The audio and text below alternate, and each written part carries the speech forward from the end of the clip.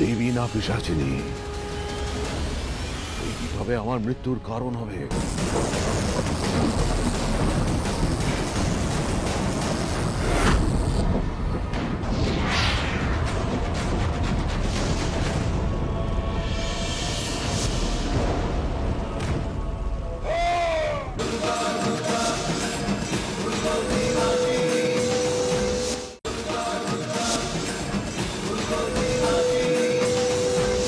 রম্ভাসুর কয়েক হাজার বছর ধরে এক তপ্ত মরুভূমিতে কঠোর তপস্যা করে চলল অগ্নিদেবকে তুষ্ট করার জন্য।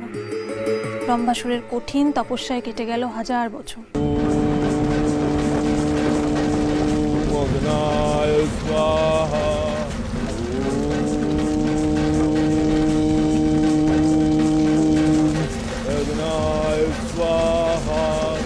অগ্নিদেব তবু যখন প্রসন্ন হলেন না, তখন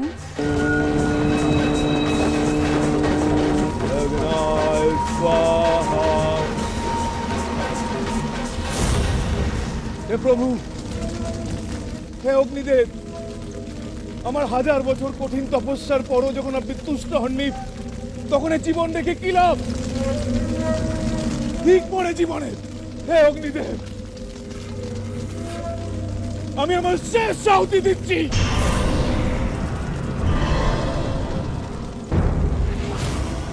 আমি নিজ হস্তে আমার নিজ মস্তক কেটে আপনাকে আহুতি দিচ্ছি।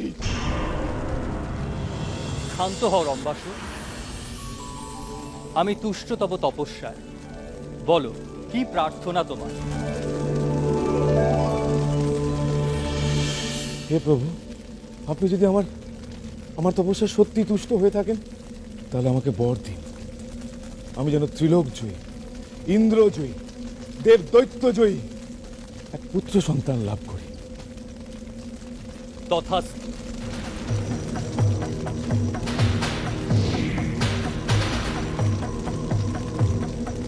আমার সাধনা সার্থক হলো, আমার সাধনা সার্থক হলো। কঠিন তপস্যার বলে অবশেষে আশীর্বাদ লাভ করলেন রম্ভাসুর। আজ আমার সাধনা সফল হলো। বহুকাল ধরে কাঙ্ক্ষিত ত্রিলোক জয়ী, ইন্দ্র জয়ী পুত্র সন্তান লাভ করব আমি। কিন্তু আমার পুত্র সন্তানকে ধারণ করবে কে?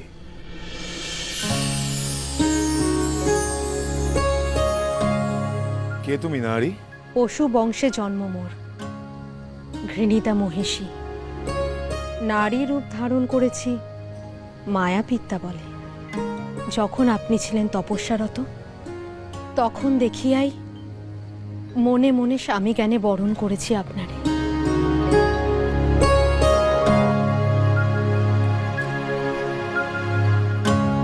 স্বামী রূপে তুমি মোরে করেছো বরণ।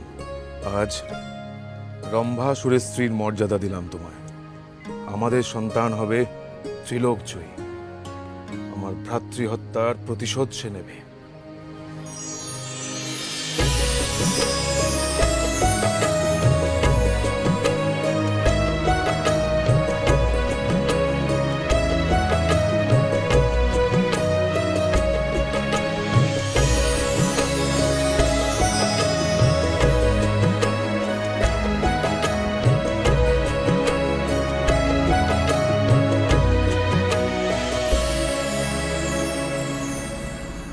সাক্ষী হও চন্দ্র সূর্য পর্বত সম্ভার, পত্নী গর্ভে জন্ম নিক সন্তান আমার। মনে রেখো দেবী, আমাদের এই পুত্র হবে দেবরাজ ইন্দ্র সহ ত্রিলোক জয়ী মহাবীর। মহিষী মাতার পুত্র হেতু তার নাম হবে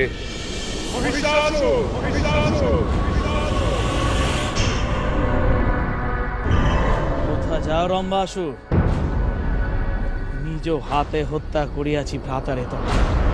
নাও নাও প্রতিশোধ তব। জানি জানি তুমি ভাতৃ অন্তামোর, যেহেতু আগমন। বলো বলো কি চাহিদা তোমার? চাহিদা মোর কন্দচ্যুতই মস্তক তোমার। না দেব, হে অন্যায় কার্য দেবতার শোভা না পায়। স্বামী মোর নিরস্ত্র। স্তব্ধ হও মহিষী, এই কুচক্রী পুরন্দর ইন্দ্রর নিকট না জানাও মিনতি। এসো এসো কাপুরুষ দেবতা, নিরস্ত্র অসুরকে হত্যা করে উল্লসিত হও। এসো।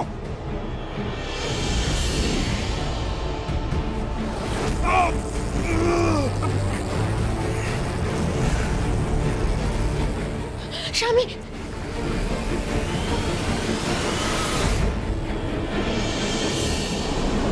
স্বামী,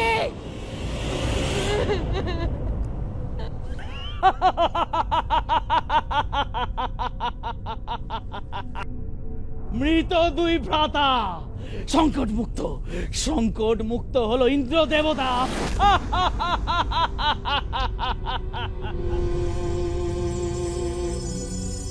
ইন্দ্রের বজ্রে মৃত্যু হলো রম্ভাসুরের। রম্ভাসুরের পত্নী মহিষী অকালে বিধবা হয়ে কাঁদতে কাঁদতে ইন্দ্রকে অভিশাপ দিয়ে পা বাড়ালেন অসুর রাজ্যের দিকে। অবশেষে জন্ম নিল ত্রিলোক জয়ীর বীর পুত্র মহিষাসুর। তার মাতা তাকে ছোট থেকেই বলতে লাগলেন দেবরাজ পুরন্দর ইন্দ্র কিভাবে অন্যায়ভাবে তার পিতাকে হত্যা করেছেন, নির্মমভাবে। আরও বললেন যে তার পিতা মহাবীর রম্ভাসুর মৃত্যুপূর্বে জানিয়েছিলেন তার পুত্র মহিষাসুর যেন পিতৃ ও পিতৃব্য হত্যার প্রতিশোধ নেয়। ওই পুরন্দর ইন্দ্র সহ সকল দেবতাদের যেন স্বর্গচ্যুত করে। মহিষাসুর বোঝে যে তার লড়াই তো দেবতাদের সঙ্গে, কিন্তু দেবতারা যে অমর, অতএব তাদের সঙ্গে লড়তে গেলে তাকেও তো অমরত্ব লাভ করতে হবে। তার জন্য প্রয়োজন কঠিন তপস্যার। তাই মহিষাসুর চলল সুমেরু পর্বতে কঠিন তপস্যায় প্রজাপতি ব্রহ্মাদেবকে তুষ্ট করার জন্য। ওম নমঃ ব্রহ্মায় নমঃ। ওম নমঃ দেব্যৈ মহাদেব্যৈ ব্রহ্মায় সততম নমঃ। ওম নমঃ ব্রহ্মায় নমঃ। এইভাবে কয়েক হাজার বছর ধরে মহিষাসুর কঠিন তপস্যা করে চললেন ব্রহ্মাদেবকে তুষ্ট করার জন্য।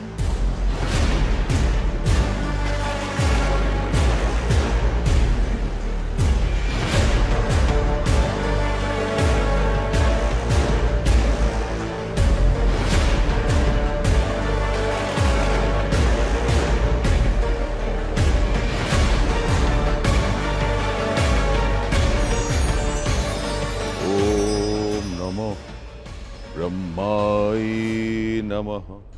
বৎস মহিষাসুর, তোমার তপস্যায় আমি তুষ্ট, বর চাও যাহা অভিরুচি। এই প্রজাপতি ব্রহ্মা, সত্যই যদি আপনি তুষ্ট হয়ে থাকেন মোর পরে, দেবতাদের ন্যায় অমরত্ব লাভ করতে চাই প্রভু। এই বর প্রদান করুন আমারে। অসঙ্গত প্রার্থনা অসুরবীর, দেব ভিন্ন অন্য কেহ নাই পারে অমর হতে। অন্য যদি কোনো বর চাও, সানন্দে করিব প্রদান। অন্য বর? বেশ বেশ, তবে আমার এই বর প্রদান করুন। দেব দৈত্য যক্ষ রক্ষ মানব দানব গন্ধর্ব সকলের অবদ্ধ হই যেন আমি এই ত্রিভুবনে। সবার অবদ্ধ হইবে তুমি ত্রিভুবনে নিঃসন্দেহে, কিন্তু বধ হইবে তোমার কেবল নারী হস্তে।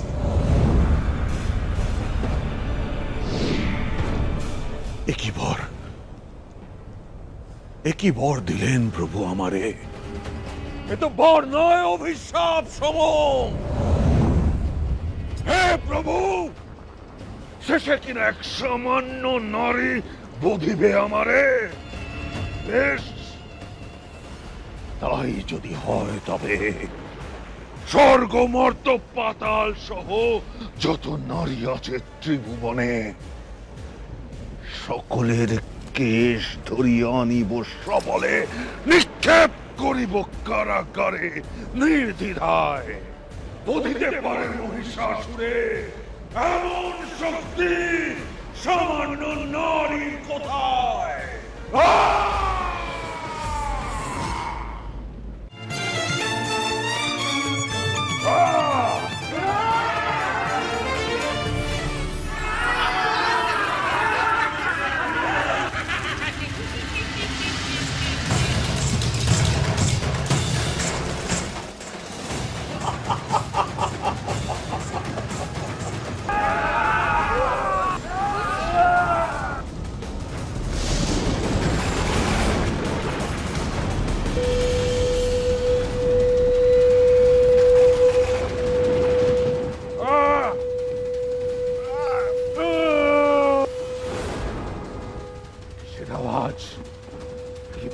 শঙ্খের শব্দ।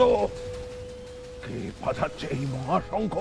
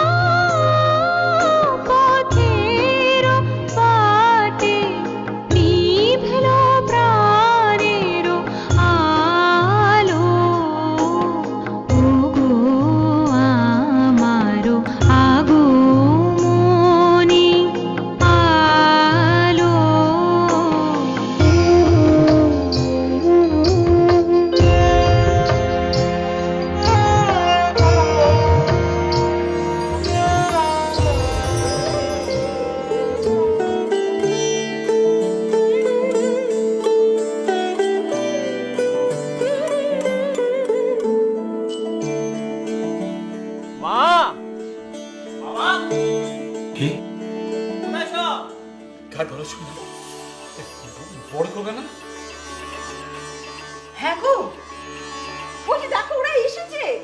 ওই ওই ওই যে ওই যে আয় আয়।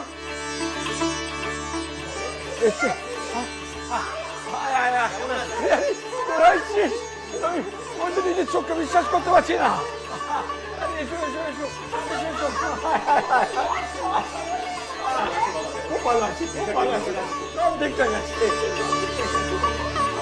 তোরা তাহলে সত্যি সত্যি এলি? হ্যাঁ বাবা, চলেই এলাম।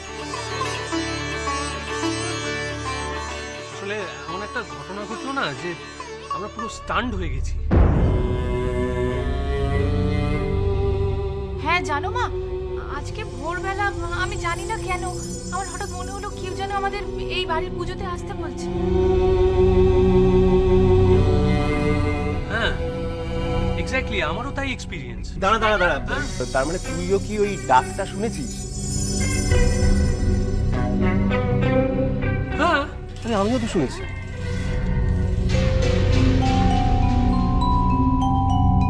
ও আমাকে সবেমাত্র ঘটনাটা বললো, তখনই একটা ফোন এলো। আপনারা তো সকলে জানেন আমরা একসাথে ইউরোপ যাচ্ছিলাম। আমাদের বাড়ি তো একই ফোন, অনির্দিষ্টকালের জন্য আমি ইউরোপ যাওয়া ক্যান্সেল।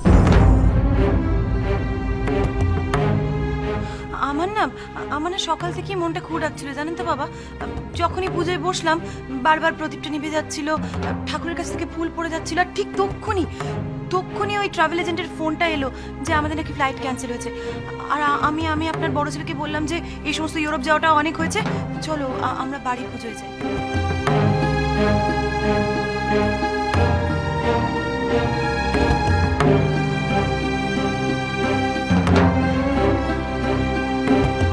আর আমি তখনই সবাইকে ফোন করা শুরু করলাম। ফোন করেই তো জানতে পারলাম যে প্রশান্ত আর ঝর্ণাও নাকি ওরকম একটা ডাক শুনেছে।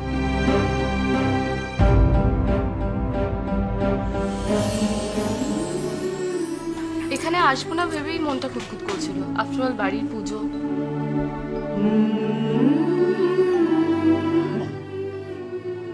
মা গো, তুমি তো বলেছিলে যে আমার ছেলে মেয়ে বৌমা জামাই নাতি নাতনি সবাই নাকি পুজোয় আসবে। তো এরা তো সবাই এসেছে, এ অসম্ভব কি করে সম্ভব হলো না? সবই মা দুর্গার কৃপা।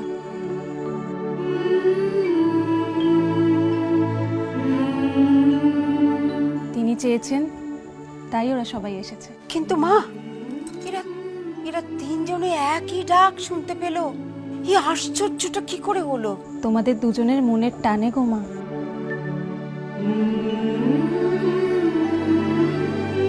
তোমরা দুজনে যেমন চাইছিলে তোমাদের ছেলে মেয়েরা পুজোয় আসুক, তেমনি ওদের মনেও তো ইচ্ছে ছিল এখানে আসার। মা, ইনি কে গো? ইনি জয়া, আমার জয়া মা। আজ ভোরে ইনি এসেছেন। জানিস, আমাদের তো খুব মন খারাপ ছিল, ইনি এসে আমাদের মন ভালো করে দিয়েছেন। জানিস মা, এই তোরা আসবি না জেনে আমরা খুব ভেঙে পড়েছিলাম। তোর মা আমি তো সিদ্ধান্ত নিয়ে নিয়েছিলাম যে পুজো বন্ধ করে দেবো। তো এই জয়া মাই আমাদের বললেন যে না, পুজো বন্ধ হবে না, এই বাড়ির পুজো নাকি কখনো কোনোদিনও বন্ধ হবে না। আমার ছেলে মেয়ে বৌমারা সবাই নাকি আসবে। তা সবাই এসেছে মা।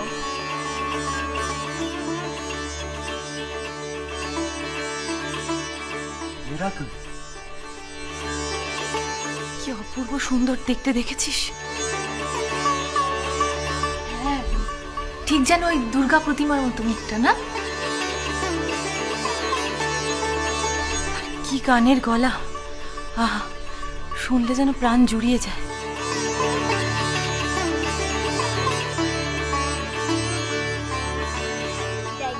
কি সুন্দর করে রং করছে। হ্যাঁ, আর আমি ফুল দিয়ে সাজাবো, আর আমি নাড়ু খাবো। হ্যাঁ হ্যাঁ, খাবি খাবি, নিশ্চয়ই খাবি। তবে তার আগে তো গল্প শুনতে হবে, মহিষাসুর বধের গল্প, জানিস? হ্যাঁ, আমরা মহালয়ার সময় রেডিওতে একটু একটু শুনেছিলাম, তবে পুরোটা বুঝিনি। হ্যাঁ, এবার বুঝবি। এই ভৈরবী মা যখন গল্পটা বলবেন তখন সব বুঝতে পারবি। আমিও তোদের সঙ্গে বসে শুনবো।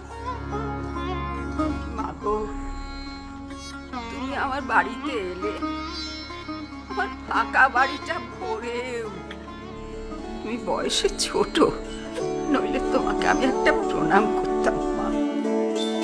ছি, তুমি হলে আমার মা, আমায় আশ্রয় দিয়েছো তুমি। তোমায় অমন কথা শোভা পায় না মা। প্রণাম যদি করতেই হয় জগৎজননী মহামায়াকে করো মা।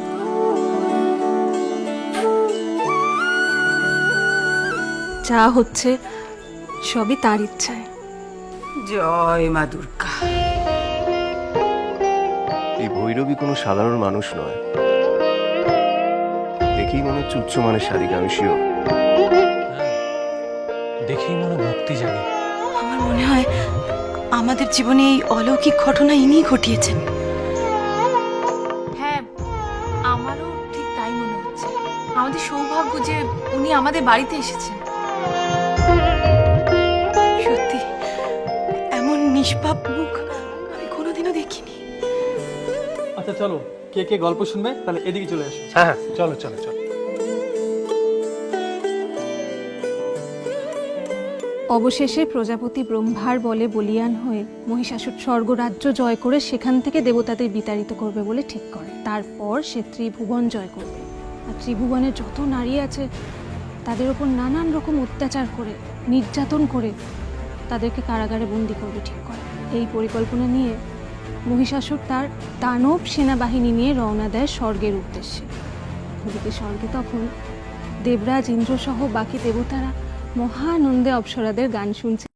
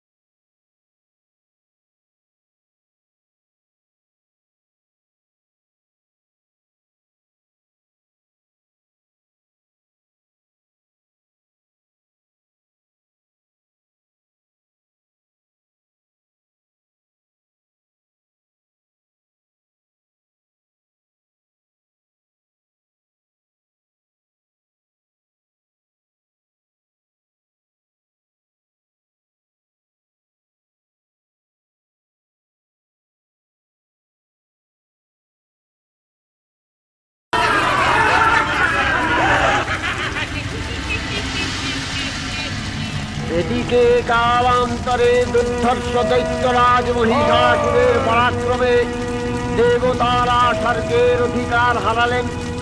অসুরপতির অত্যাচারে দেবলোক বিষাদ ব্যথায় পরিম্লান হয়ে গেল।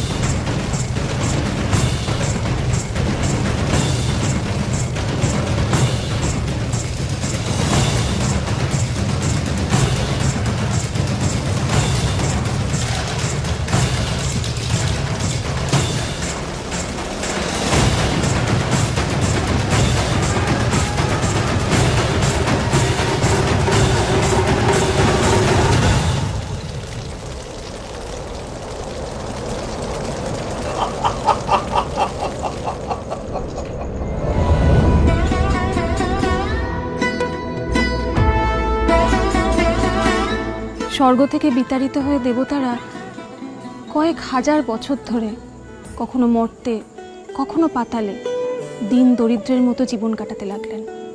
অবশেষে এই দুর্গতি থেকে মুক্তি পাওয়ার জন্য তারা ঠিক করলেন লুকিয়ে প্রজাপতি ব্রহ্মার সঙ্গে দেখা করবেন। তাই করলেন আর তাকে জানালেন নিজেদের করুণ অবস্থার কথা। দেবগণ ব্রহ্মার শরণাপন্ন হলেন। ব্রহ্মার বরে মহিষাসুর অপরাজেয়, তার দ্বারা দৈত্যরাজের ক্ষয় সম্ভবপর নয় জেনে তারই নির্দেশে অমরবৃন্দ কমলযোনি বিধাতাকে মুখপাত্র করে বৈকুণ্ঠে গিয়ে দেখলেন হরিহর আলাপনে রত। ব্রহ্মা সম্মুখে নিবেদন করলেন মহিষাসুরের দুর্বিষহ অত্যাচার কাহিনী।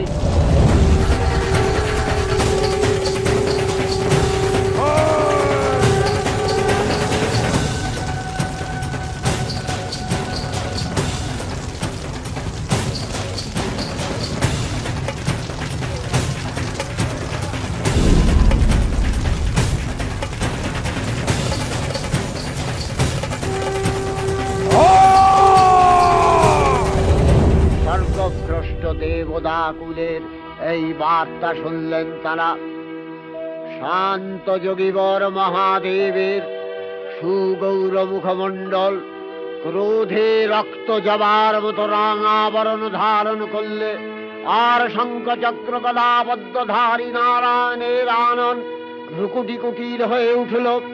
তখন মহাশক্তির আহ্বানে গগনে গগনে নিনাদিত হল মহাশঙ্খ। বিশ্বজোড়ী বিষ্ণু রুদ্রের বদন থেকে তেজ রাশি বিচ্ছুরিত হল। ব্রহ্মা ও দেবগণের আনন্দ থেকে তেজ নির্গত হল। এই পর্বত প্রমাণ জ্যোতিপুঞ্জ প্রজ্বলিত হুতাসনের ন্যায় প্রমাণ কিরণে দিগমণ্ডল পূর্ণ করে দিলে ওই তেজ রশ্মি একত্র হয়ে পরমারূপবতী দিব্য স্ত্রী মূর্তি উৎপন্ন হল। তিনি জগন্মাতৃকা মহামায়া। এই আদ্যা দেবী ঋক মন্ত্রে ঘোষণা করলেন আত্মপরিচয়।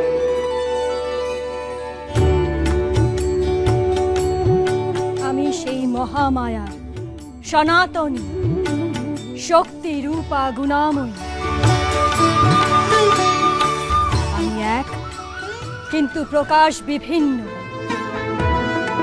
আমি দেবী নারায়ণ, ব্রহ্মাণ্ড শক্তি রূপা। কখনো মহেশ্বরী রূপে প্রকাশমান, কখনো বা নির্মল কৌনারী রূপ ধারিণী চামুণ্ডা। আমাদের তমময়ী নিয়তি, আমার আবির্ভাব হেতু সর্বপ্রকাশ্যমানা মহাশক্তির সূচনা হবে। জয় জয় হে মহিষাসুরমর্দিনী রম্যকবর্দিনী শৈলসুতে।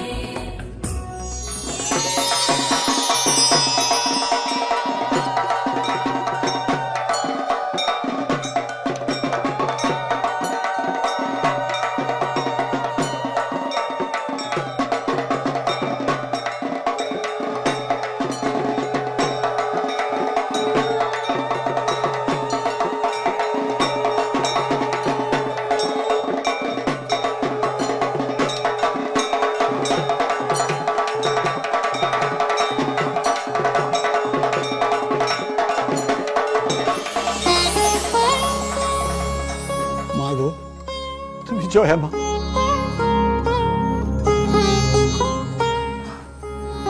বলছি, সমস্ত দেবতার সম্মিলিত শক্তিতে, তাদের তেজে যে নারী সৃষ্টি হলো, তিনিই মহামায়া, মহালক্ষ্মী, সর্বগুণের আধার। তিনি জগৎ জননী। তিনি প্রথম যে মানবকে দর্শন দিলেন, তিনি ছিলেন ঋষি কাত্যায়ন। কাত্যায়ন মুনি দীর্ঘদিন আদ্যাশক্তির আরাধনা করে সিদ্ধি লাভ করেছিলেন। চেয়েছিলেন জগৎ জননী যেন তার নিজের কন্যার রূপে তার সামনে আবির্ভূত হন।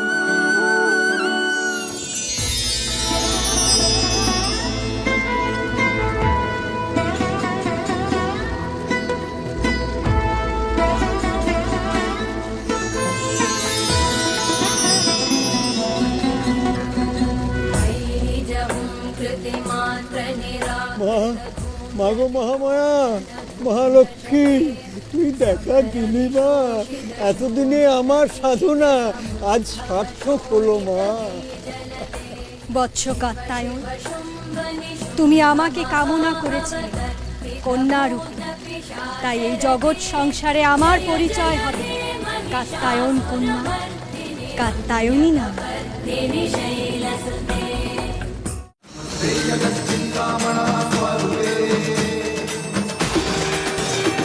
হিমাচল দিলেন সিংহবাহন, বিষ্ণু দিলেন চক্র, পিনাকপাণি শঙ্কর দিলেন শূল, যম দিলেন তার দণ্ড, কালদেব সুতীক্ষ্ণ খড়গ, চন্দ্র অষ্টচন্দ্র শোভাচর্ম দিলেন, ধনুর্বাণ দিলেন সূর্য।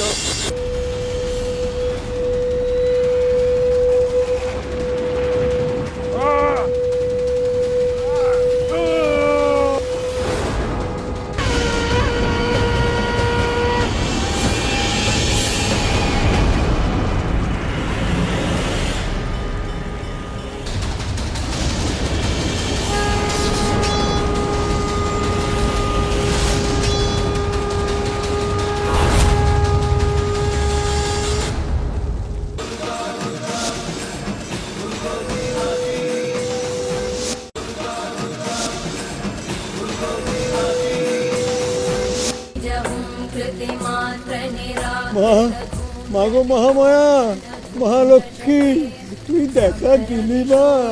এতদিনে আমার সাধনা আজ সার্থক হলো মা। বৎস কাত্যায়ন, তুমি আমাকে কামনা করেছিলে কন্যা রূপে, তাই এই জগৎ সংসারে আমার পরিচয় হবে কাত্যায়ন কন্যা, কাত্যায়নী নাম। আবির্ভাবের এই শুভ বার্তা প্রচারিত হলো। সকল দেব দেবী মহাদেবীকে বরণ করলেন গীতিমাল্যে, সেবা করলেন রাগ চন্দনে। জগন্মাতা চণ্ডিকা, উপাসকের ধনদাত্রী, ব্রহ্ম চৈতন্য স্বরূপা, সর্বোত্তম মহিমা মহাদেবী অন্তর্যামী রূপে ব্যক্ত হয়ে আছেন গুলো ভুলোক। ভুবন মোহিনী সর্ববিরাজমানা জগদীশ্বরী, আপন মহিমা দেবা পৃথিবী ও সৃষ্টির মধ্যে পরিব্যাপ্ত হয়ে অবস্থান করেন। পরম চৈতন্য রূপা মানবের কল্যাণে সর্বমঙ্গলাহ নুদবুদ্ধা।